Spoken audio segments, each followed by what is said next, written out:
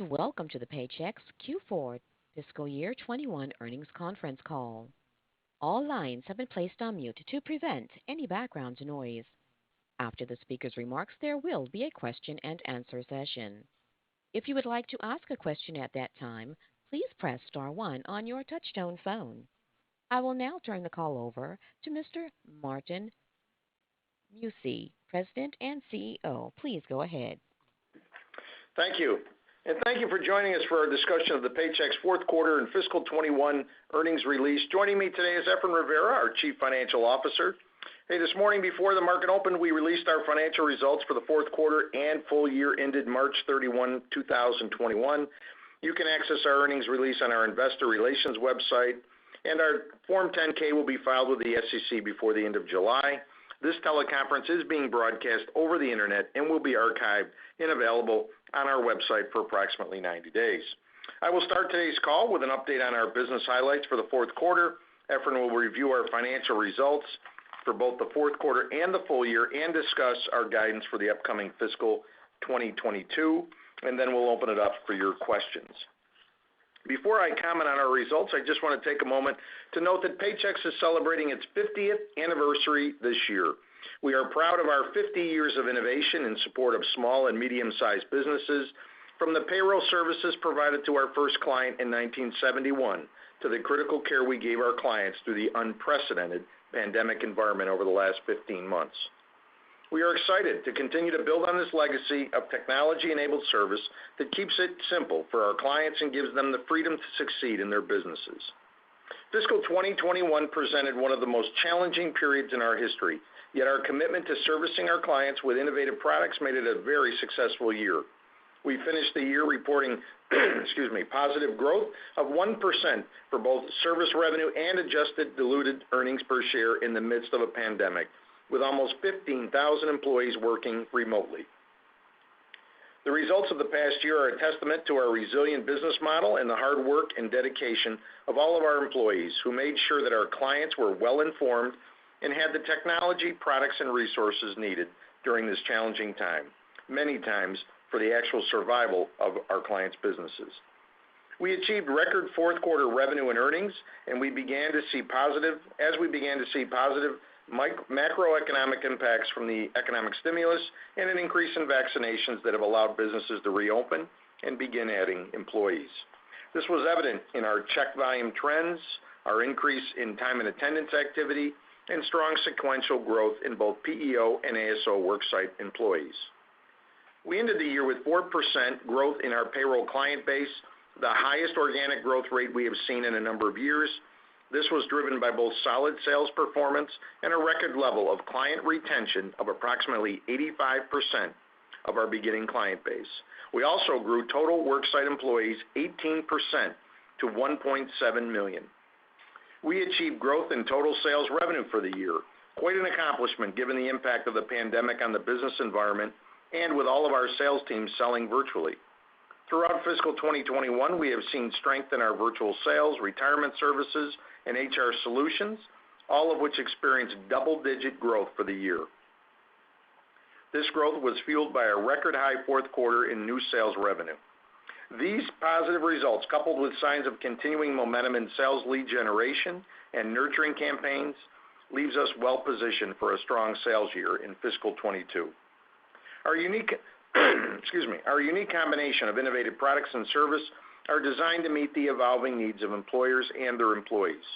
The strength of our technology, backed by our HR and compliance expertise and personalized service, continues to be recognized by industry experts. The Sapient Insights Group annual HR survey ranked Paychex Flex #1 among all solution providers as rated by their Voice of the Customer report in both user experience and client satisfaction scores. In addition, Lighthouse Research and Advisory announced Paychex Flex won its second annual HR Tech Award for the best small and medium business-focused solution in the core HR workforce category. We were recognized for the strength of our technology and service in providing support to our clients during the pandemic. In particular, our ongoing federal stimulus support, HR services team, and digital communication solutions have proven valuable during this challenging time. Looking ahead, there will be continued challenges for employers as Americans continue to get vaccinated, state restrictions relax, and businesses fully reopen. The war for talent has intensified, and we are well positioned with our fully integrated Flex recruiting and applicant tracking module and our partnership and integration with Indeed, the world's largest job board, to help businesses find, hire, engage, and retain employees quickly and easily. Recently, we released additional self-service capabilities which accelerate the speed to hire and lessen the administrative burden on businesses. This tool simplifies the experience and includes the ability to invite the new hire to onboard and complete documentation digitally. We are in the early days, but reception of this tool has been very positive. Since its release, 80% of the transactions in this new solution have been completed using a mobile device, reflecting on the strength of our mobile and self-service capabilities. Retaining talent in today's environment requires a comprehensive benefits package. The latest innovation in our retirement services offering, our pooled employer plan, has quickly surpassed 4,000 clients since our January release just a few months ago, with strong activity in the pipeline. Managing cash flow and labor expenses continues to be important as the economy ramps up. The new Paychex Flex Labor Cost Hub gives clients a holistic, real-time view of total job costing and labor distribution expenses to drive greater insights to manage their workforce. This is in addition to our suite of data analytics capabilities that provide our clients with advanced features typically reserved for larger companies. And we continue to update our Paycheck Protection Program solutions in near real time and allow clients to easily navigate the complexities of the PPP and Employee Retention Tax Credit concurrently. By quickly developing and deploying these updates in Paychex Flex, we have helped our clients secure over $65 billion in payroll protection loans and $2.5 billion in employee retention and paid sick leave credits combined. I'd also like to provide updates on a few other areas where we continue to invest. Near the end of fiscal 2020, we launched our real-time payment solution, and since then have processed over 50,000 payrolls, funding over $200 million to client employees. This provides clients the ability to process their payroll on check date and fund direct deposit transactions within 15 seconds. A true cash management opportunity for businesses of all sizes. Our Paychex Flex Intelligence Engine, our AI and machine learning chatbot, is now trained to successfully answer over 340 questions, while also providing users access to our Help Center inventory of 800 instructional and educational materials. This past fiscal year, our automated help solutions have serviced approximately 1.8 million client and employee users, handling over 60% of the questions in an automated fashion. And we have seen double-digit increases in the number of sessions on our 5-star Paychex Flex mobile app, and the use of our self-service functionality continues to grow. Just 2 weeks ago, we hosted thousands of clients at our first ever exclusive virtual Paychex Business Conference. We brought together experts, insights, resources, and solutions that clients need to build a better workplace, increase productivity, and thrive in 2021 and beyond. It was an important way to thank our clients for their tremendous loyalty as reflected in our historic levels of client retention. The post-pandemic future of work is still evolving. We remain focused on helping our clients adapt. Near term, this includes PPP forgiveness, employee retention tax credits, rebuilding workforces, and managing the return to work environment. While we are very proud of the performance during fiscal 2021, we are even more excited about how well positioned we are for growth in fiscal 22. The combination of our sales momentum, client-based growth and satisfaction, industry-leading operating margin, and increased investment in our marketing, lead generation, and product development has us well positioned for another year of strong financial performance in fiscal 2022. I will now turn the call over to Efrain Rivera to review our financial results for the fourth quarter and fiscal year, as well as our guidance in fiscal 22. Efrain?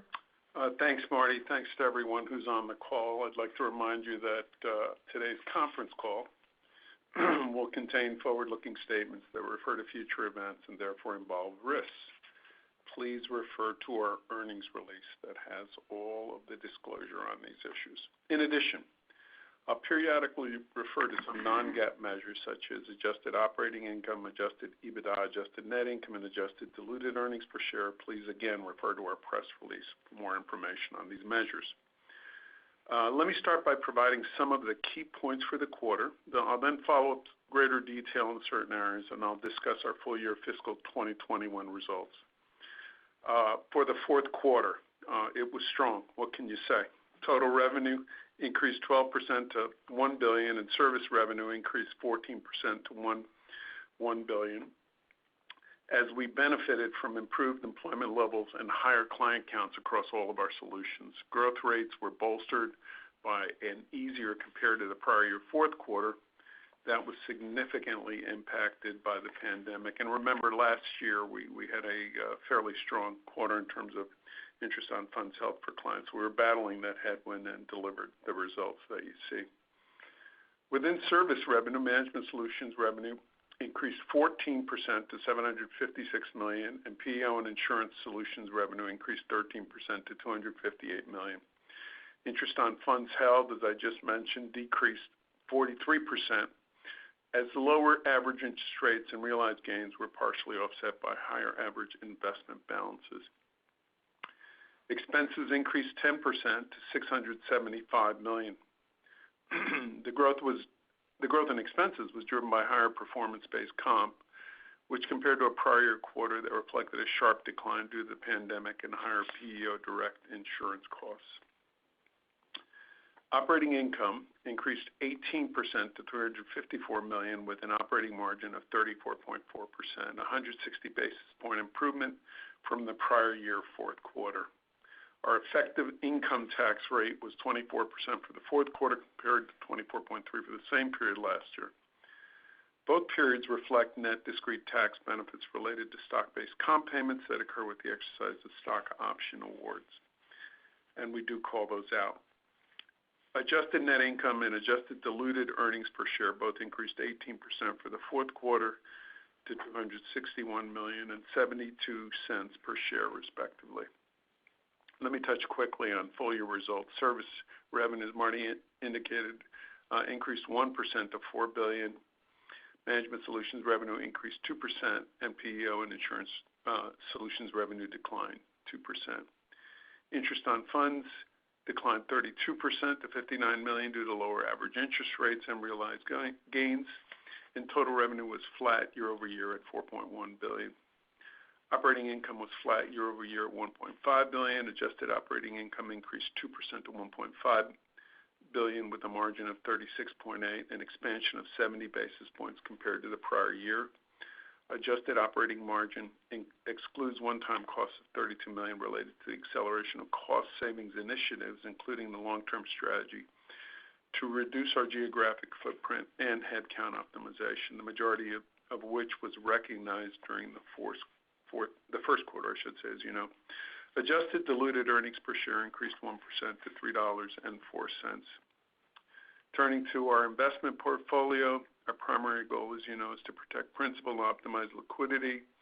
We continue to invest in high credit quality securities. The long-term portfolio now has an average yield of 1.9% and an average duration of 3.3 years. Our combined portfolios have earned an average rate of return of 1.1 and 1.2% for the fourth quarter and fiscal year, respectively, down from the 1.5 and 1.8 for the same periods last year. Financial position. I'll walk you through the highlights of our financial position. It obviously remains pretty strong, or I'd say very strong, since we have over $1.1 billion with total borrowings of $805 million as of May 31, 2021. Funds held for clients were $3.8 billion, an increase from $3.4 billion as of May 31, 2020. As you know, they vary widely on a day-to-day basis, and they averaged $4.2 billion for the fourth quarter and $3.9 billion for the fiscal year. Our total available for sale investments, including corporate investments and funds held for clients, reflected net unrealized gains of $79 million as of May 31, 2021, compared with $100 million as of May 31, 2020. This decrease in net gain position resulted from increases in longer-term yields during the year. Stockholders' equity was $2.9 billion as of May 31, 2021, and reflected $909 million in dividends paid and $156 million of shares repurchased. Our return for equity for the past 12 months was 38%. Cash flows from operations were $1.3 billion for the fiscal year. That actually was a decrease from the same period last year. The decrease, though, was driven by fluctuations in working capital, including an increase in purchased accounts receivable due to the continued recovery from the COVID-19 pandemic. We just simply didn't purchase a lot of receivables last year in the same quarter. And it also was influenced by the growth in the business, offset by an increase in worksite employees and payroll-related liability. Now let me turn to guidance for the upcoming fiscal year ending May 31, 2022. The outlook reflects the current macroeconomic environment, which continues to show gradual recovery. Our outlook will be as follows. Let me just make this comment before we do that. One of the things that we're really proud of is if you go back to what we said in April of last year before we knew everything that we know now. We got some things wrong, but we got a lot of things right, and we also were very, very transparent with the investment community around what we expected to happen. I think if you look at what happened in the year, we were a lot more right than wrong. There were things that we couldn't have pegged, which was the speed of the recovery, the sharpness of it. We got the direction, we got the shape of it correctly. We knew the year hinged on the fourth quarter being better. We looked at the macroeconomic data and thought that what happened in fourth quarter would happen. It was stronger than we expected. But the point I want to make is simply that we communicated along all of those steps, and we did it in very transparent fashion. We didn't say we didn't know. We told you what we knew. We told you what we didn't know, and this is where we ended. So. With that, in the spirit of those comments, here's where we're landing for 22. Management Solutions revenue is now expected to grow approximately 7%. PEO and Insurance Solutions is expected to grow in the range of 8 to 10%. Interest on funds held for clients is expected to be even with this year. Total revenue is expected to grow approximately 7%. Adjusted operating income margin is expected to be approximately 38%. An increase of approximately 120 basis points. Let me pause on that. If you look at what just happened, I would say we are among the few companies that not only grew margins in the middle of a pandemic, but then raised them the following year. And that's a result of a lot of hard work here, not only in IT, but also in services and across the entire organization. A lot of the initiatives that we took are paying dividends going into next year, and we have more than we can do. Adjusted EBITDA margin for the full year fiscal 2021 is expected to be, again, approximately 42%. Other expense net is expected to be in the range of $33 to $37 million.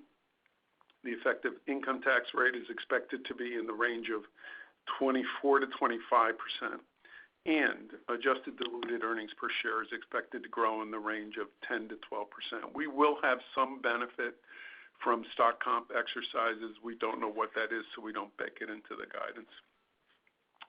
Given the shape of the recovery during fiscal 2021, we expect fiscal 2022 to have stronger growth in the first half of the year and then moderate in the second half. The first half of the year is anticipated to have total revenue growth in the high single digits and an adjusted operating margin in the range of 37 to 38%.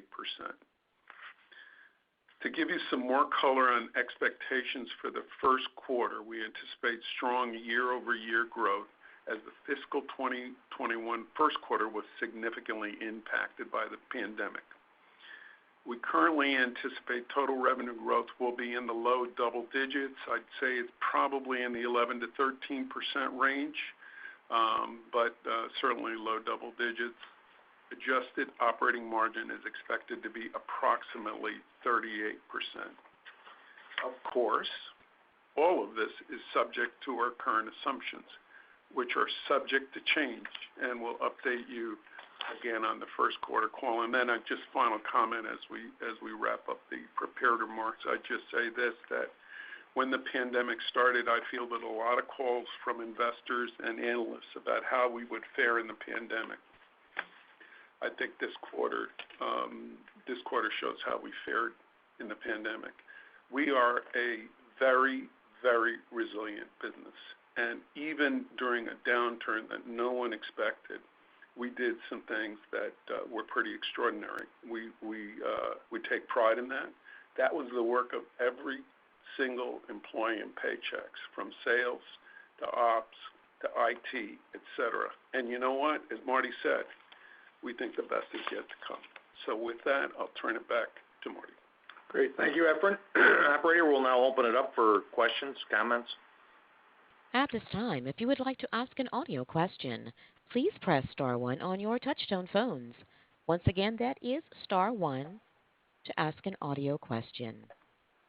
Your first question comes from the line of David Togut with Evercore. Thank you. Good morning. Did you change your name, David? What's that? Did you change your name? She announced you as David Togut, so I just want to make sure we get it right. Yeah, same person. Thanks. Okay. In your fiscal 22 guidance for 7% management solutions revenue growth, what are you forecasting for client retention and payroll client base growth? Yeah. So with respect to payroll client base growth, David, we expect it to be in the normal range of 1 to 3%. Hopefully we do better than that. We certainly did better than that this year. Because retention was so strong this year, we expect that it will not reach the level that Marty mentioned. So we ended the year at 85%. If you look at flex revenue retention, we were almost 90%. Those are really extraordinary numbers. We expect some loosening of those numbers, but not significant. So we expect it to be down a little bit. Understood. Just as a follow-up, accounts receivable growth remains elevated at 51% versus the May 2020 balance sheet. Yeah. Can you dig into the purchased accounts receivable Yeah. detail that you signaled in your comments? And is there a collectability issue here? No, none, zero. Hey, David, I mean, I think many people on the call would know that one of our businesses is funding staffing firms. We don't do staffing, but we fund staffing. So it was an anomaly. In the fourth quarter of last year, staffing was down 20%. Those of you who cover staffing firms know that. When staffing declines at that level, then there's simply nothing to fund. There's no receivables to fund. And so if you look at last year, our cash flow was $1.44 billion. That was much higher than even I expected, but that's because we didn't put out any money to fund staffing. This year we had a really sharp rebound in the back half of the year and in the fourth quarter, and that was a very good performer for us. But that means that we purchase more receivables. We get obviously some benefit from doing that. The way it's reflected in the statement of cash flows is that shows a growth in receivables. So I would say those numbers are now more normalized versus a year last year that was artificially depressed. So in the August quarter, should we expect receivable growth to track revenue growth? It still will probably not track it completely because the recovery on staffing really is more of a second half phenomenon this year. Staffing was still weak into the first quarter of last year. Understood. Thank you very much.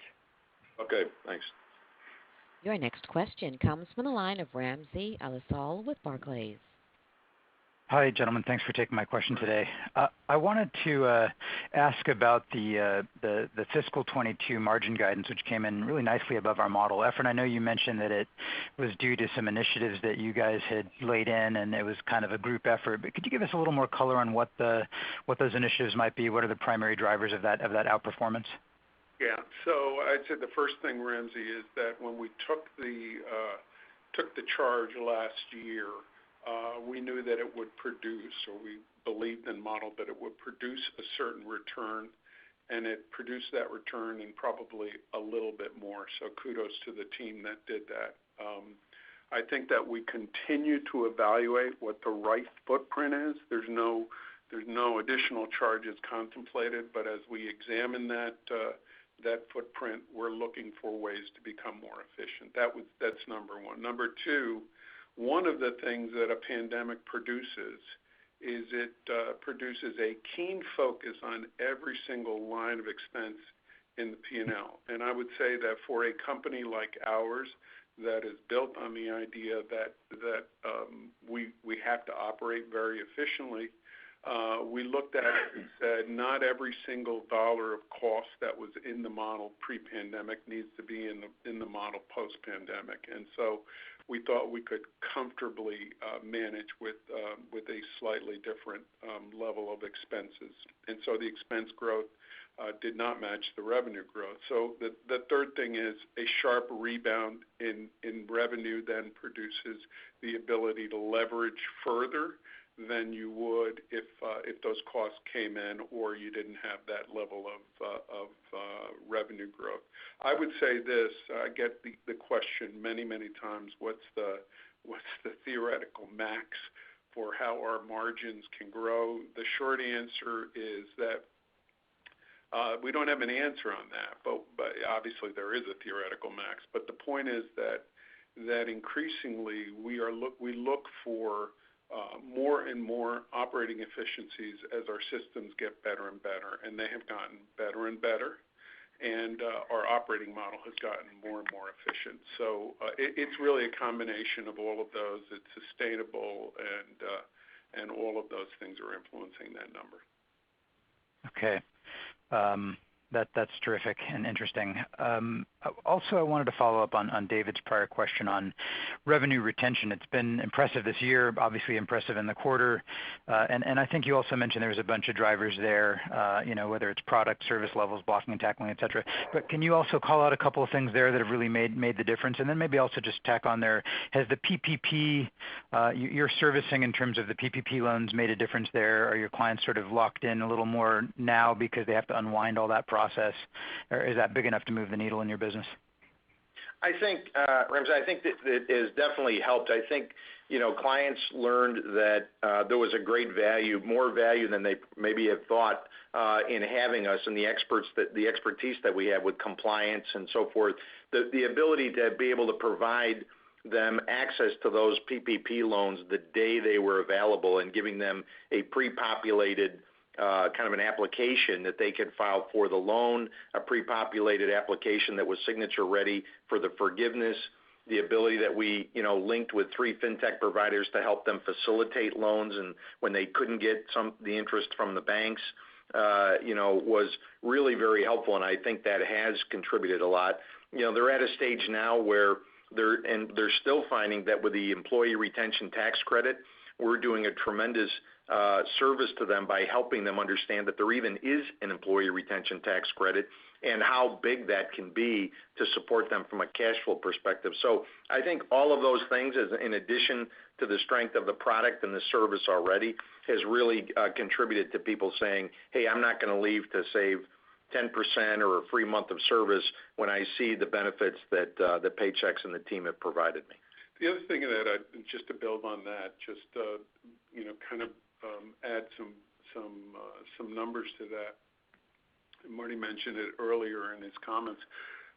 Look, doing things on a 1 year or half year basis is one thing. Doing it on a sustainable basis is another thing.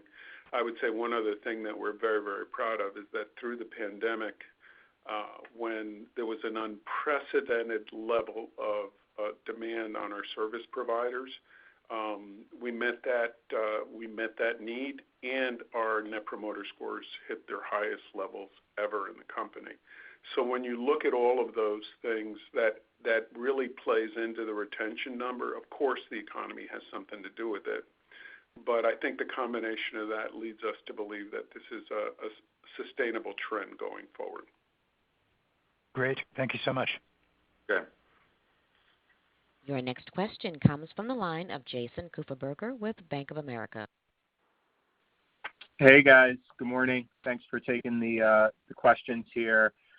I wanted to ask a follow-up just in terms of some underlying assumptions in that FY22 guide, specifically on pricing as well as checks per client, and sort of as part of that, what are you kind of assuming in your base case for where the U.S. unemployment rate goes, during the course of your fiscal year? Yeah. So pricing, I think we assume that we return to a more normal pricing environment. Jason, we delayed price increases at the beginning of last year. We thought that was the right thing to do. It impacted us, but we thought it was the right thing to do for clients. But we resume a more normal cadence of pricing increases. Maybe a little bit, just slightly off from what we would do in a typical year, but pretty close. I think that the way we have pegged our plans is that, again, we expect in the second half of the year a return to more normal unemployment rates. The first half will still continue to be impacted by what we see, which many of you know is difficulty in hiring, SMBs struggling to fill positions. I would say that this forecast that we have does not assume even that we're at the same level of checks per payroll or pays per control that we were pre-pandemic through all of next year. If we get to that point, that would be upside to this model, but that's not where we're expecting. We obviously believe it will improve, although I would say if you looked at the underlying data that forms a plan, it's pretty modest improvement at this point. So those are some of the key assumptions underlying the forecast or the plan. That's helpful. I know you've also been talking the past couple of quarters about a healthier backdrop for new business creation. Wanted to get the latest there. Has that continued in recent months? Any type of quantification you might be able to provide? For example, the percent of your new wins coming from newly formed businesses, or your win rates in competing for these new businesses? Yeah, we're still seeing new business formation, as you would see from the economic numbers, are still up very strong. I think they're up 70% year to date over last year, brand new business startups. And I think that we've done a very good job of capturing those through the products that we have, both Flex and Sure Payroll. Sure Payroll has had a very strong year, and as well, and especially at the beginning of the year where they picked up a lot of work at home kind of nanny payrolls and things like that. Flex also picked up a lot of new startup businesses of various sizes, and I think that we expect that to continue. I think a lot of it has been the self-service, the way the marketing we've done to get the web leads and then be able to respond to them very quickly, even virtually, and from home and from our virtual sales forces. And then the amount of self-service that clients can do that they're looking forward to now in a brand new business. So it is definitely continued. We expect it to continue, and I think we perform very well from a close rate perspective. Okay. Well, thanks for the comments. I appreciate it. All right. Thanks. Your next question comes from the line of Bryan Bergin with Cowen. Hey, guys. Good morning. Thank you. Wanted to ask on the record new sales in the quarter. Can you just talk about where you saw that as it relates to client size? Any areas in the market you saw more strength? I just heard the comment you made on the smaller end, but just more broadly on client size and demand there. And then what solutions are you seeing the strongest demand in? Yeah, I think from a size perspective, it was definitely a lot of the new business, startups. So it was on the smaller size. The mid-market did okay, but it was a little bit more difficult. There were the decisions where they were making no decisions kind of thing or delaying decisions. We're starting to see that pick up now as we transition into the new fiscal year. I think as they're seeing more need for some of the products and services as they try to hire back and build their teams back up. And so we're definitely, I think, saw it there. Retirement and HR was very strong. Retirement was very weak in the first quarter, as you'd expect, going through the beginning of the pandemic. people weren't talking about retirement. We shifted some of those resources toward HR outsourcing. They did a great job. Then as we saw more interest in retirement, they shifted back. We introduced the pooled employer plan in January, as I mentioned. That took off, and there's been a very strong need for the pooled employer plan that has really helped support retirement. But retirement, ASO, in particular HR outsourcing under the ASO model. PEO has been good. It hasn't been as strong. The insurance needs and changes, I think, will come along now as people are looking for comprehensive benefit packages to retain and attract employees. But HR outsourcing, retirement, certainly Sure Payroll, all were very strong. Okay. And then just PEO versus insurance performance. Can you kind of break down how each of those businesses performed in 4Q, and then how you're building those into your fiscal 22 outlook? Yeah, the growth performance in the quarter was pretty comparable, Ryan, in fourth quarter. At this stage, we think that going into next year, that PEO is going to grow a little bit faster than insurance. I think that I'd love to say finally, after about 4 years, that workers' comp drag is behind us. It's probably behind us as a drag, but it's not behind us in terms of growth that isn't really strong. I would say one thing that was quite interesting about the quarter was that health and benefits, which we still do a fair amount of sales in the under 50 space, had a strong quarter. So there's interesting pockets of demand in the economy above and below 50, and there seems to be a pretty strong demand still for insurance, health and benefits insurance in the under 50 space. In addition, obviously PEO. This is now I'm talking more standalone health and benefits. So in summary, going into next year, we think PEO is going to grow a bit faster than the insurance part.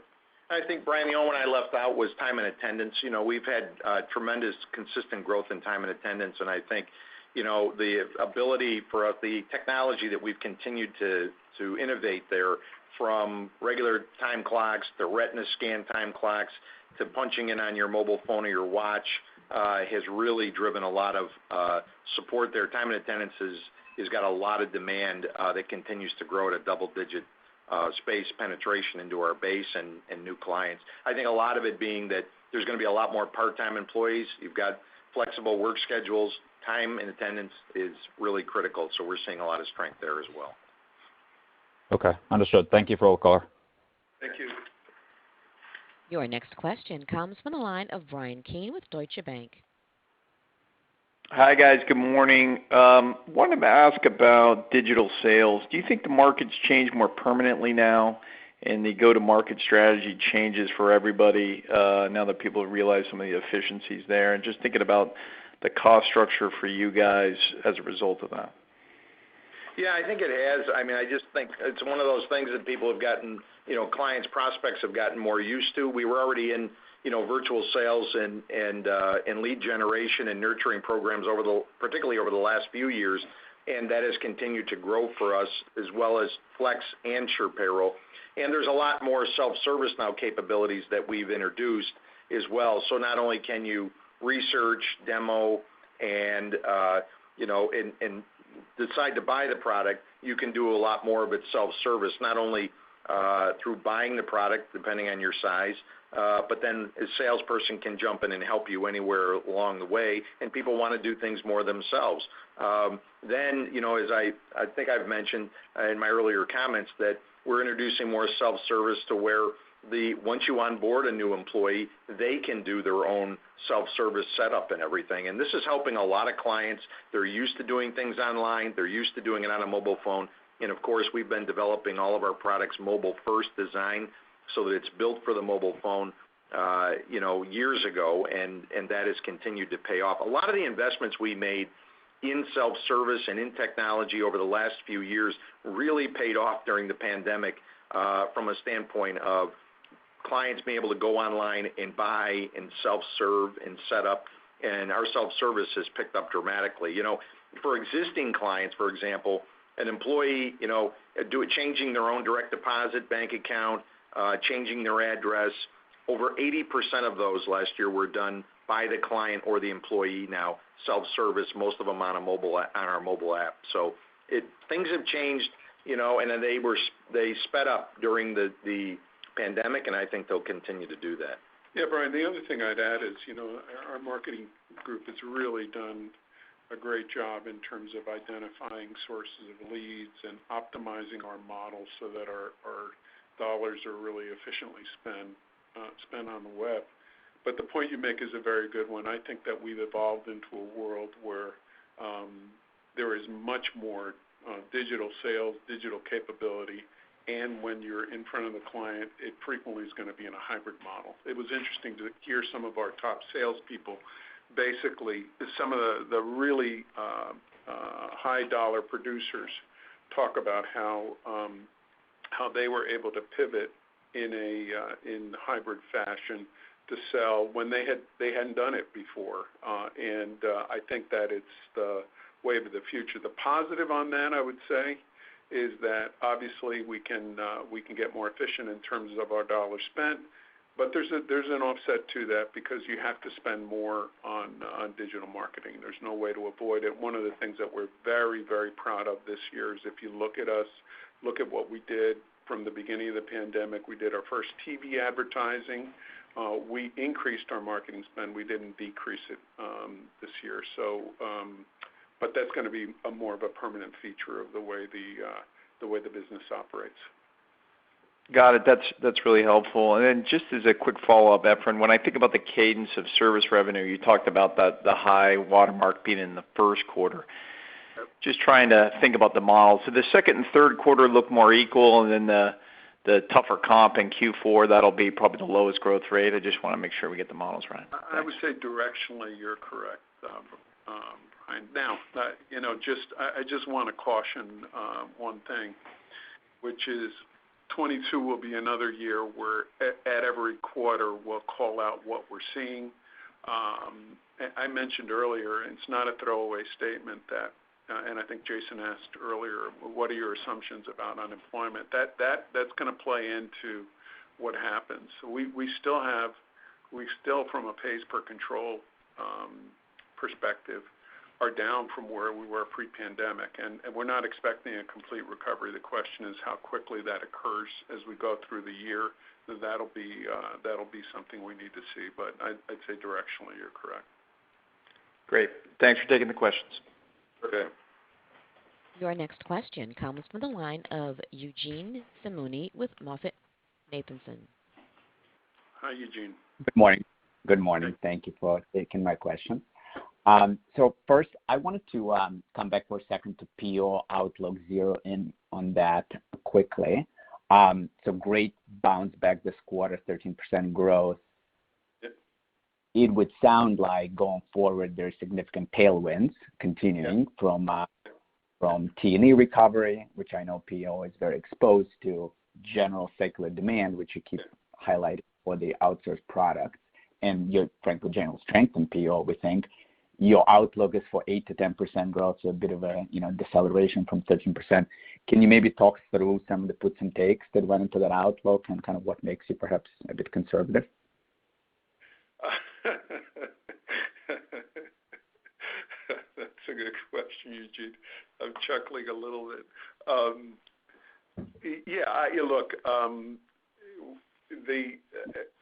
Anyone who goes to a restaurant these days or goes to any hospitality provider knows that the challenges that the industry still faces in terms of completely reopening. We just don't see that starting to charge ahead until sometime in the fall. So that will be, of course, the compare will be easier as we start the year, but there's still a lot of work to be done in hospitality and accommodations and in the state of Florida where a lot of our businesses, we're playing that a little bit more cautiously in terms of that part of the business. So to the extent that turns very quickly and they can find the workers, maybe we get more positive we go through the year. But at this point, we think that that's what makes sense. Got it. Understood. Thank you. And then for my follow-up, very interested in the opportunity you guys have in growing revenue through getting greater share of wallet with existing customers. You guys highlighted it quite a bit with time and attendance, retirement, other products. So can you just elaborate on that a little bit more? What are the other, maybe in addition to these two, what are the other areas, services, products where you're seeing a lot of opportunity, perhaps over the medium term, next couple of years, where you can just grab a larger share of the HR budget, which, we think there is a big white space there? Yeah, I think, the biggest one that is, of course, the HR outsourcing. That's had double-digit growth from the ASO model. I think clients realized, in a year, particularly with the pandemic, that they had so many questions on how to handle remote workforces, how do you handle vaccine policy, how do you handle, how you're going to, flexible work schedules, things that they've never addressed before. We saw a great demand for HR at all sizes of clients and how to handle federal and state regulations. So I think we opened up a whole number of clients who hadn't thought that they needed it, maybe, to realize that there's a lot of ongoing support that they could gain from HR services. Now, we have over 600 HR specialists across the country that provided some great expertise even remotely, to these clients, and a huge compliance team behind them in legal and marketing that would take the rules and regulations coming out of the Fed and the state governments, boil those down, make them understandable, and train our HRGs who then train those clients on how to handle it. And I think that's not going to go backwards. I think especially even for the next year, now the issue is, how do I hire someone? How do I retain them? How do I keep them in my company with career pathing and development? And how do I use our products like data analytics that would show you this is what the you might want to pay someone, this is how you might want to handle their development, and do it all, by the way, remotely through our Flex app and paperless onboarding and so forth. I think that's going to be the biggest demand and growth, besides retirement and time and attendance, and of course insurances.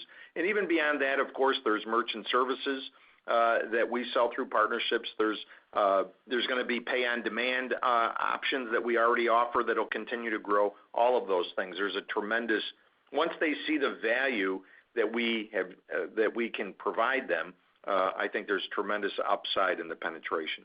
Yeah, just to build on that, Marty mentioned it in his comments, but I want to make sure people did not overlook it. We talked about three really important metrics that make us very constructive on our results going forward. One was client retention was at 85%. I mentioned revenue retention ran about 400 basis points ahead of that. The client base grew 4%, which was in recent years one of the highest we had. And that, by the way, as people pivoted to selling virtually in the first half of the year. But the third one, which Marty mentioned, which is important, is we had 18% growth in worksite employees in HR-related services, and we now are at 1.7 million worksite employees served. We dwarf anyone else in the industry. So, and we think we're still only scratching the surface. So, and the revenue opportunity is multiples of payroll, as I've mentioned to you, all of you before. We think we still have a lot of opportunity. So just to bolster, in addition to everything else Marty said, the HR part of that equation, that's important. Great. Thank you very much. Okay, thanks. Your next question comes from the line of Kartik Mehta with Northcoast Research. Hey, good morning, Marty and Efrain. Hey, Efrain, you talked a little bit about what you're expecting from a pricing standpoint, maybe a little bit less than normal for FY22. I'm just wondering, today, has the pricing competition changed at all? Are you seeing aggressive pricing anywhere, or has it been fairly normal? I think, Kartik, I'll take the start of that one. I think it's been fairly normal. I think we really haven't seen that, as I mentioned earlier, I think value and focus for our clients have been so much on the pandemic and the value that they're getting from our support during the pandemic, and it's been so critical to them. We have not seen, we've certainly seen a much better retention from going to competitors. So we're not seeing people leave to go to competitors. And so I think even as the pricing has gotten, for a little while there seemed to be a little bit of a step up in number of free months and stuff like that. But again, that's quieted back down, and really don't see much change in the competitive environment. Yeah, Kartik, and if you look over a multi-year period and certainly look at where the trends landed, and we look at retention by reason codes, we call it, price value losses, we would call that. So not just price, but what value is the client getting? They're significantly down. So irrespective of what the environment is in pricing, the value that we're delivering, and certainly we know that anecdotally, in our tech services model has been well received by clients, and they seem to be voting to stay. And then, Efrain, just on the float portfolio, I think you said, kind of expect flat interest on funds held for clients. Are you anticipating any growth in the float portfolio as we have wage inflation and maybe pays per control improve a little bit? And is this just a reflection on the yield, or are you anticipating the float portfolio growth to be flat or down? No, the portfolio itself, we expect modest growth, and because of what you said, Kartik, we expect the pays per control are going to grow. We would say it's modest growth, and then the other components, that they at least stay at current levels. I think we're a little bit cautious just on the interest rate environment. At one point, sometimes we see the 10-year going up to 1.6, 1.7, then it bounces back down to 1.4.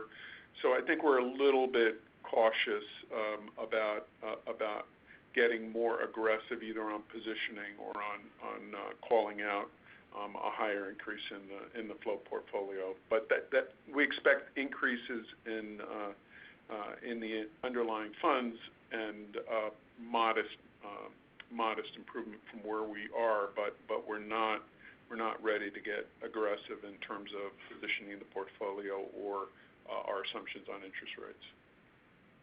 Perfect. Thank you both. Appreciate it. Your next question comes from the line of Samad Samana with Jefferies. Hi, good morning. Thanks for taking my question. Good to see the strong close to the fiscal year. Maybe, Efrain, if I could ask, I know we've asked a lot of questions about the pays per control assumptions and strong bookings, but how about the company's own hiring in what seems to be just a tight labor market? How should we think about where Paychex is in terms of direct sales capacity, and how's your ability to hire and retain in sales right now? Yeah, Samad, I'll take that one to start anyway. It's been good. I mean, we've certainly have had some challenge, I think, on the front end from a service perspective in some locations. But generally, we've really picked up we've done a couple of things that have really picked up our hiring and filling those spots. We think we're in good shape. From a sales perspective, we're in very good shape from starting the year at full capacity with everybody in the seats, well trained on the products that we're offering. And, I think we feel good about that. We are seeing it as a very big challenge for our clients, and that's providing some opportunities through, again, the employee retention tax credit and telling them how we can help them get dollars there that will help not only retain their employees, but they could use some of those dollars toward hiring too. You're seeing a lot of upfront bonuses and, things like that clients have never even considered before that we're helping advise them, might be a good trend to start. Great. And then maybe on the strong new bookings, I know it was asked, but maybe if we could double click, how should we think about it maybe stratifying by customer size? If we think about maybe kind of sub 20 where you've seen strong business formation, sub 20 employees versus kind of more in that upper end of your SMB focus. So maybe like that 50 to 100 employee and 100 employee plus segment. Yeah, that under 20 has been strong, just like you said, because of new formation of businesses, and we've picked up very well there. I think on the mid-market, the fourth quarter saw a good increase, and we looked at it over even 19 because it was a tough compare, or an easy compare, I guess I'd say, last year because there wasn't as much activity in the fourth quarter. We looked at it over 19, and we're up in the mid-market over pre-pandemic levels, and in total, our par number hit a 5-year high on the overall par that we sold. So we feel good really kind of across the board, mid-market, more coming in the last quarter and as we start this year. But fully staffed and ready to go and really seeing, now they're really trained on how to sell from home. And now, of course, the visits are opening back up. We're getting back out to the referral channels, the CPAs, and current clients. We've also introduced some technology last year on the client side that helped us, mostly on the sub-20 or on the under 20, I guess I'd say, an automated referral network that we introduced through the marketing team and the sales team, which tells clients, hey, here's how far you are from free payroll or from other things that you can get by turning in one more referral, and it's very easy to do. So we've used some technology to pick up on the referrals as well and give better leads. In addition to the normal methods. PAR, by the way, refers to our internal acronym for bookings. Oh, sorry. Yeah. Okay. I get that question. PAR. Annualized revenue. Yep. Great. Thanks again for taking my questions, and good to see the strong execution. Yeah. Great. Thank you, Simon. Your next question comes from the line of Andrew Nicholas with William Blair. Hi, good morning. Thanks for taking my question. I guess the first one I wanted to ask was just a numbers one. Efrain, you noted at 1.7 million worksite employees.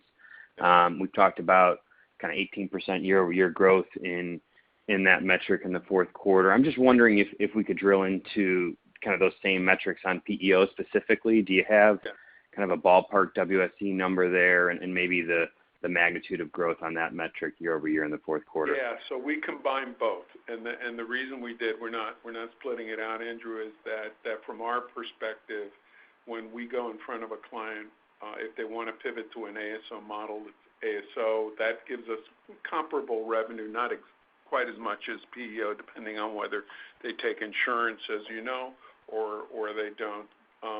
So the 18% is where we grew year over year. It wasn't a Q4 number, and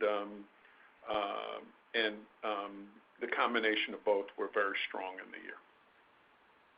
Okay, and maybe as a follow-up to that, have you noticed any kind of material change in clients' preference between ASO and PEO over the past couple of months? I think they've generally leaned towards ASO since the pandemic started, but just wondering if there's any evolution of that demand balance here since we last spoke.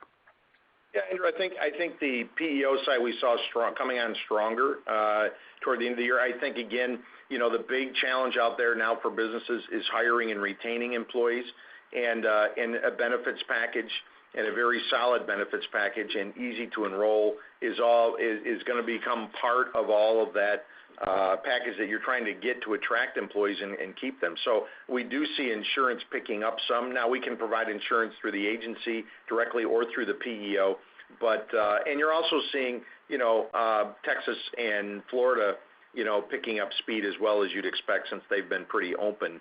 But again, it's a challenge to find people, although it's a little easier to find them there in those two states, frankly, than in other areas of the state. So I think PEO will pick up some. It's just been slower to pick up because the focus has been more on the HR need. Now the HR need being how do I handle things like I mentioned, like vaccination policy, people working from home, new flexible schedules.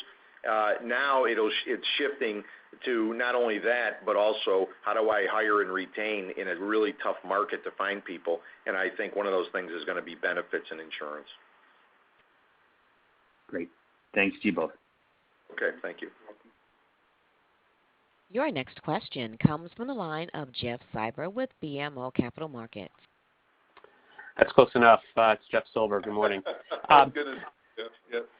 Go ahead. No worries. I know it's late. I'll just ask one.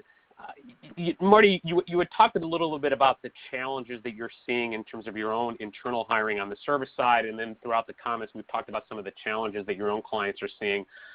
I'm just curious. I know there's been a lot of studies as to why folks are seeing those challenges. What are you hearing and what are you seeing? Why are people, not taking these jobs? Yeah, I think, you've heard certainly the unemployment benefits being high until Labor Day, at least in most areas of the country. I think that's one. I do think there's still a lot of confusion about COVID, and there's health concerns, that people are afraid, like coming back, is everyone vaccinated or not? Do I have to sit near someone? What's the risks? I also think that there's still just a lot of child care issues as well. We hear that from clients, that schools are still kind of, and daycares are open or partially open, but they're maybe going now to summer schedules as well. And I think people are just kind of playing it kind of careful to come back. And there's, cash account, bank accounts, whether you're in the market or not. If you're in the market's way up and you're feeling pretty confident of your financial position. If you're not in the market but you have stimulus payments, you've still got some of the highest cash accounts, I think, if you look at the stats across the country that we've had in years. So people are feeling like they've got some financial wherewithal, at least temporarily, to probably get through the next couple months. And then I think, honestly, it's going to open up pretty drastically in the fall would be my take, because the unemployment's going to come back down, as well as the rules of looking for work. The schools should be back open full, hopefully, and daycares. I think even more will be known, obviously, about COVID and the impacts of vaccinations. Hopefully vaccinations are up strongly as well. By all those, now you start to get to September, October, I think things are going to open and people are going to be getting back to work as cash accounts start drifting down a little bit. Okay, that's really helpful. Thanks so much. All right, sure. Your next question comes from the line of Kevin McVeigh with Credit Suisse. Great, thanks, and congrats. Hey, I wonder, from a margin perspective, as opposed to specific 22, Efrain or Marty, is there any way to think about, what the cloud transition can mean to the business longer term? And, as you're seeing the margin reinvestment rather, some of that's also the runoff from some of the corporate tax reform investments you made back in 17. So I guess, is there a way to frame how much the cloud transition and then ultimately some of that runoff from the 17 investments, what that can mean for the margins over the next couple of years? Just obviously there's other puts and takes there, but just those two specific variables. So let me address that. I think that very little of it was runoff from the 17 investment. There are actually a few projects that are still continuing that we started in that time. They were longer range projects. So very, very little of it is the runoff. And what I mean by that, Kevin, is that some of that had to be incorporated in the business in order to drive the efficiency that you're seeing. And part of the way some of those investments were structured were that we would accept higher IT spending in exchange for efficiencies in other parts of the organization. I think that what you've seen is on the operations side, significant efficiencies, and the team has done a great job of leveraging the investments we've made. I'd say that's one. I think the second part is simply that when I mentioned earlier is when you go through one of these experiences, and do some geographic optimization, that helped. But you also look at what expenses you actually need, and you realize you don't need 100 cents on the dollar. Maybe you need 99 cents. And I think that where we had that opportunity, we took the opportunity to eliminate some costs out of the model. That's helpful. And then just it seems if we have it right, as you go more DIY, it's a smaller average client size. So Marty, Efrain, can you remind us of kind of where the average client size is today? And the reason I'm trying to make that point is obviously all things equal, smaller clients are higher retention or more turnover, but you're getting better retention overall. So maybe help us reconcile those dynamics a little bit. Yeah, it's still. I'll start with that. It's still in the mid-teens for the average client size. In some areas, it's gone up a little bit, actually, and in others, it's decreased. But I think we're still hanging in that mid-teens time frame, or in that mid-teens size. And I think that it hasn't had a big impact on retention. I think what's really had the big impact on retention is the value, we've delivered during the pandemic in particular. And of course, certainly some macroeconomic effects of people just wanting to say, hey, I'm going to focus on, kind of batten down the business and not do a lot of change right now. And we're expecting that to continue based on the value we've provided them during the pandemic that they've seen and experienced. Great. Thank you. All right, thanks. You're welcome. Your next question comes from the line of James Faucetti with Morgan Stanley. Hey, thank you very much, Marty, Efrain, for all the details and color. I'm wondering if, on this point of hiring and recruiting, et cetera, how you're feeling about the current product and services that Paychex can offer. And I know that can be a contributor, but I'm just wondering if there's incremental opportunity to expand and improve those or tie them into other services. Just trying to think about kind of this bottleneck that everybody seems to be dealing with right now and how you can help address that. I think the investments we've made over the last couple of years, really making onboarding of new employees very easy for our clients, have been really important. It's all paperless. It can now be done online. And the partnership with Indeed, has really picked up very well. The fact that Indeed gives credits to our clients for their early postings and so forth and gets them to kind of to the top of the list for postings. So, from the standpoint of as soon as you let someone go, we can alert you to the fact that you can post that job now on Indeed, which is integrated with Paychex Flex.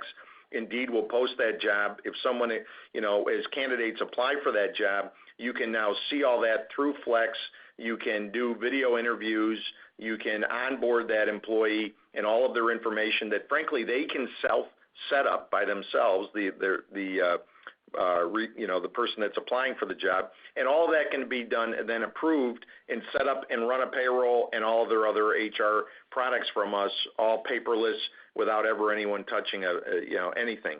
So I think that is continued. That is going to help a lot in the hiring process, and the integration with Indeed is going to help people get posted out to the biggest job board, frankly, in the world. So we feel very good about the partnerships and then about all of the process being completely paperless and onboarding. And then once they're in, all of the career development, the data analytics that we provide, the ability to communicate remotely through HR conversations where you can, text within the app back and forth or message within the app back and forth, all is very strong for hiring and retaining your employees. That's great. Thanks a lot. Good luck. Thank you. Your next question comes from the line of Mark Marcon with Baird. Good morning, Marty and Efrain, and congrats on the strong quarter and the positive outlook. I'm wondering if you can talk a little bit about where you feel like you might be, gaining share. When we talk about, obviously the new business formations are helpful, but it sounds like you're probably getting more than your fair share within new business formations. And then, how would you describe the competitive environment in terms of where some of the gains are coming from and where things are still challenging? And then I've got a follow-up. Okay. I think, the gains, obviously, as you mentioned, Mark, are from, new business formation, but also we're retaining a number of clients. From that standpoint, we're retaining more clients that would have gone to competition. We have not seen the losses, as Efrain mentioned, from price value. That's improved. To go to competitors, that has improved, particularly our largest competitor. I think we've done extremely well there from holding on to clients. The sales have also, I think we're picking up much more from an HR perspective. A couple of years ago, we started selling really not from just a payroll perspective, but from an HR perspective because we saw we were leaving value on the table for what the client really needed. And I think that has helped us a tremendous amount, too, for a client to say, hey, I'm not just looking for payroll, I'm looking for an HR need. And when you sell the HR need, it has time and attendance, which then leads to the payroll, and it's a total package. So I think we've seen a nice pickup from the way we sell, the way we market. Our leads are up double digits from last year from the way we're marketing on social media through the Thrive business conference we just had. I mean, we have gotten much more sophisticated in the marketing and making the leads that we're getting much more efficient for the sales teams to be able to go out and sell. And then if they're not ready to buy, we have a great nurturing process of that lead that we have started a few years ago that I think has really matured extremely well. It sounds like the leads are up and clearly new business formations are up. But I'm wondering, like, within new business formations, once you get the lead, it seems like the win rates are probably going up. And I'm wondering, like, who do you feel like you're winning more against once you're going head-to-head? I think I would say local, certainly as always, it's been local competitors too that are not offering the value. You know, it's one of the things, local regional competitors, smaller payroll companies, but some of our major competition too, I don't think have done as good a job in showing both the technology as well as the fact that, hey, we are available 365, 7 days a week, 24 hours a day. If you need something, you can do self-service. You can do it yourself. It's a great from a technology standpoint, but we're not trying to push you away from calling us when you need us with a specific question, any time of the day or night. And that's been very important, as opposed to some, you know, that I think are trying to push into total self-service and becoming more of, you know, a Microsoft or Apple that, you know, it's too difficult to call them if you really need them in a jam, but so they can have the, you know, full options available to us.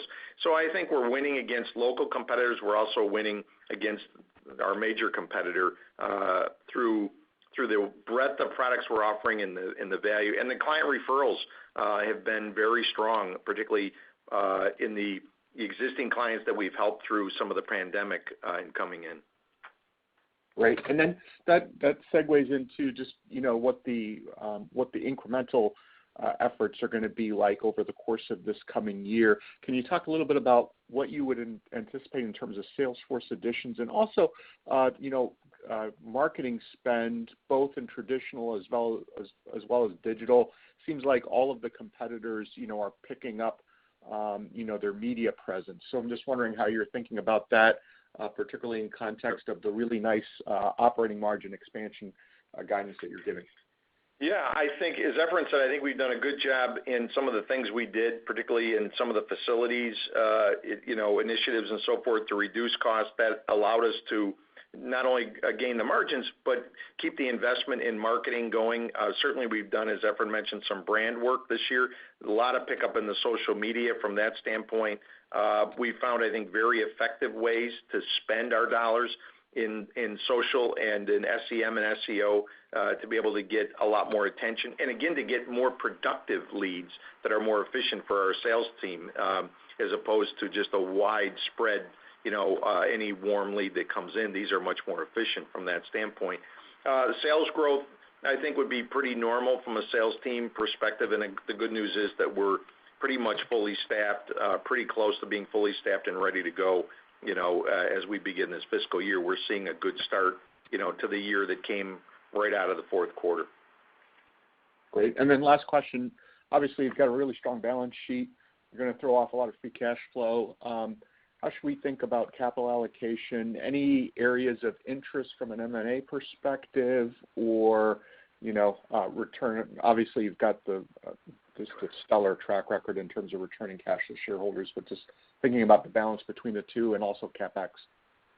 Yeah, well, sure. We just obviously just increased the dividend, feeling confident here in the last month or so, and increased the dividend on a normal basis. Still got a very strong yield, obviously, and we always continue to look at that M&A from that M&A standpoint, continuing to look at all kinds of product tuck-ins, PEOs, you know, everything that's out there. Valuations are pretty high. We're pretty particular as to what we're looking for, but we're certainly feel good that we're in a solid cash position and gives them a lot of flexibility. Anything else you want to add? Mark, the only thing I'd add is two things I'd add, not the only thing, but with respect to CapEx, we generally target about 3.5% to 4% of sales as a level of CapEx. Will be around there this year, and then you know, we're keenly interested in the right technology, so we do not have the attitude that if it wasn't invented here, we're not interested in it. We're actually interested in anyone's garage idea if it's better than what we got. So we do peer into garages and see what people are doing. Most of it isn't interesting, but some of it is. So we'll look for technology, and obviously in addition to the areas that Marty mentioned. Great. Look forward to talking to you again a little bit later today, Efren. Take care. Okay. Bye. Thanks, Marty. Yep. Your next question comes from the line of Matt O'Neill with Goldman Sachs. Yeah. Hi. Good morning, gentlemen. Thanks so much for squeezing me in. I know it's late. No problem. Just a quick one. This is probably one of the annual guidances that you guys have issued that had a good deal of upside versus consensus. Historically, you guys have been pretty conservative and, consistently able to kind of increase guidance throughout the year. So, with the amount of uncertainty that probably still remains, is it safe to assume that the same principles that you guys use when setting annual guidance holds, and that the starting point here remains conservative in your mind? I would say this, Matt. Boy, that's a good question.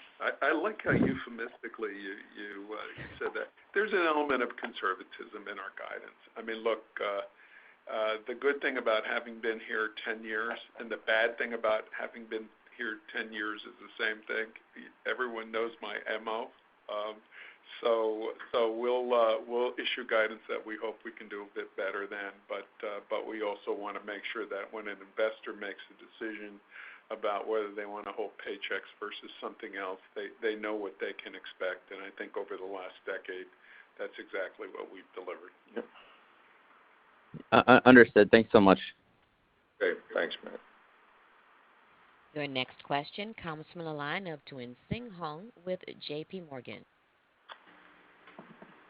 Hey, thanks. Real quick, got to say congrats on the 50-year anniversary. That's a crazy stat, especially in tech. So if Tom Golisano is listening, congrats. I wanted to quickly, I know, Efren, you guys and Marty, you guys covered a ton. I know just on the payroll client growth of 4% against service revenue being 1%. I know there's a lot of factors that drive the delta there, but just thinking about that incremental 4% and perhaps skewing smaller with smaller revenue per client, is that something you saw coming out of the pandemic, and is short payroll maybe contributing a little bit more to the client growth, and how might that evolve as we look at fiscal 22? Yeah, that's a good question. So, yeah, I think it's fair, Tien-Tsin, to say that it's skewed a bit smaller. Having said that, our model is we take clients of all levels, and as Marty mentioned, the first half, the mid-market was more challenging because of driving everyone to virtual, and then we had strength as we came out of the year. I think we've optimized our model to produce margins that are really pretty impressive, even when the clients are small. I think that, for example, a sure payroll client has a surprisingly high level of lifetime value, in part because they're being onboarded onto a platform that's optimized for that size of client. And so when we look at the portfolio, we're looking at everything from very low-end clients to higher-end clients and trying to get the mix right. We feel comfortable that we've got that right, and that next year maybe you'll skew a little bit less to the small and a little bit bigger, so average client size maybe has a chance to tick up. But despite all of that, we had a good year overall from a client growth standpoint. Yep, agreed. Thoughtful. Thank you. Okay, thanks. Your last question comes from the line of Peter Christensen with Citi. Good morning. Thank you for the chance to back clean up today. Also wanted to say great execution in a tough year, certainly. Appreciate it. Marty, it was also a strong year on the product development front. You had the PEP program, you acted fast on the PPP program, Clover integration, and a bunch of other things that you mentioned. But from the product development point of view, what are some of the priorities that you're thinking about over the next 12, 18 months where are you spending, the bulk of your resources in that avenue? That'd be helpful. Thank you. Yeah, I think, Peter, what you're going to see is a lot more self-service. You're seeing it was accelerated a lot with the pandemic that people, we always had been moving that way and have done a lot of work, as I've mentioned a number of times on the call, about self-service. But I think you'll see even more of that. Clients want the ability to be able to do things, and their employees, and want their employees to be able to do things on their own. And that's probably no surprise. And you'll see us continue to offer that and to work to continue to make that simple on our mobile app. The app is still a 5-star mobile app. We're very proud of that. We keep things as simple as we can, and it as I said, everything is developed mobile first, so we design it for the mobile app, and that has continued to pay off for us. And I think you'll see, things like the fact that employees of our clients are now making all of these changes for their bank accounts and their address changes. That happened relatively quickly over the last year or so, that has gotten over 80% usage by the employees of the client. That helps the client. That helps us to focus our service people on more value-added conversations and so forth.